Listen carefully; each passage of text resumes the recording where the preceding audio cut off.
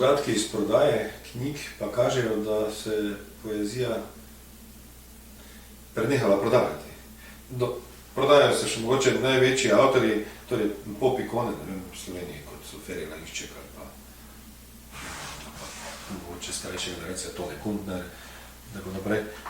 Medtem ko pa novejši avtorji ali pa vsa druga masa piscev poezije, knjige se ne prodajajo.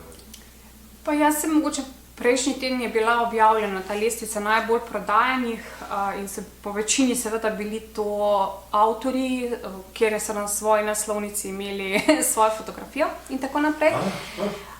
In to seveda ni poezija, ampak se mi zdi, da kolikor se pogovarjam,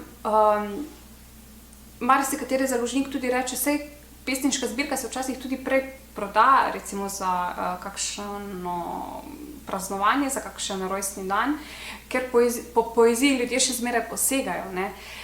Je pa res, da je ta prodaja v primerljivosti z nekimi romani ali pa z nekimi drugimi knjigami, ki recimo govorijo o osebnostni rasti ali pa o nekih drugih lastnih izkušnjah, ne, ki jih želijo podeliti z drugimi, pa seveda ne more vedno konkurirati. Ampak vseeno se mi zdi, zakaj zdaj poezija ne bi izhajala recimo v fizični knjigi. Zakaj bi vse šlo zdaj v neke e-knjige, v neki e-svet, ne, ki seveda jaz proti njemu nimam, ampak se mi zdi, da je pač še zmeraj pomembno, da poezija ostaja, ne.